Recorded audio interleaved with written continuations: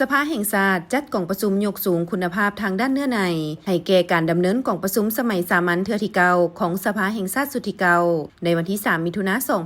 2025โดยการเป็นประธานของทานนางสุนทรไสยจักรเลขาธิการศูนย์กลางภาคห้องประธานสภาแห่งชาติมีบรรดาห้องประธานคณะประจำสภาแห่งชาติกรรมการคณะประจำสภาแห่งชาติประธานห้องประธานสภาประชาชนขันแขวงและพรรคส่วนเกี่ยวข้องเข้าร่วมท่านนางสุนทรไสยจักรได้ให้ฮู้ว่ากล่องประชุมในครั้งนี้แม่นได้สร้างเงื่อนไขให้แก่สมาชิกสภาแห่งชาติได้รับฟังการรายงานการชี้แจงอธิบายของคณะรับผิดชอบก็คือบรรดากระทรวงองค์การและบรรดาสมาชิกสภาแห่งชาติจะได้ปรึกษาหารือแลกเปลี่ยนคำคิดคำเห็นและสร้างความเข้าใจเป็นเอกภาพต่อบรรดาเนื้อในห่างบทรายงานและห่างกฎหมายที่จะนำเข้าพิจารณาในกล่องประชุมสมัยสามัญเทื่อที่เก่าของสภาแห่งชาติสุดที่เก่าทั้งสามารถรับประกันการปฏิบัติพระบทบาทของแต่ละภาคส่วนให้ถูกต้องและสอดคล้องตามกฎหมายที่กำหนดไว้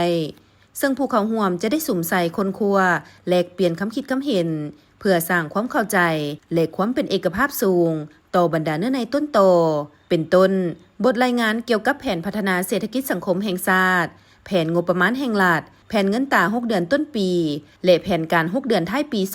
2025บทรายงานเกี่ยวกับการจัดตั้งปฏิบัติบรรดานโยบายนิติกรรมกลไกต่างๆในการพัฒนาพลังงานไฟฟ้าน้ำตกบทรายงานเกี่ยวกับการให้นโยบายพิเศษโครงการก่อสร้างซ่อมแปลงเส้นทางในระยะใหม่บทรายงานเกี่ยวกับผลการวิเคราะห์บทบาทการเป็นตัวแทนของแม่หญิงและความเสมอภาพหญิงชายในสภาแห่งชาติและสภาประชาชนขันแขวงพร้อมนี้ยังจะได้ประกอบคำเห็นต่อบรรดาร่างกฎหมาย6 ฉบับในจำนวน11 ฉบับที่จะนำเข้าพิจารณาในกล่องประชุมสมัยสามัญเทื่อที่เก่าของสภาแห่งชาติสุดที่เก่าอีกด้วย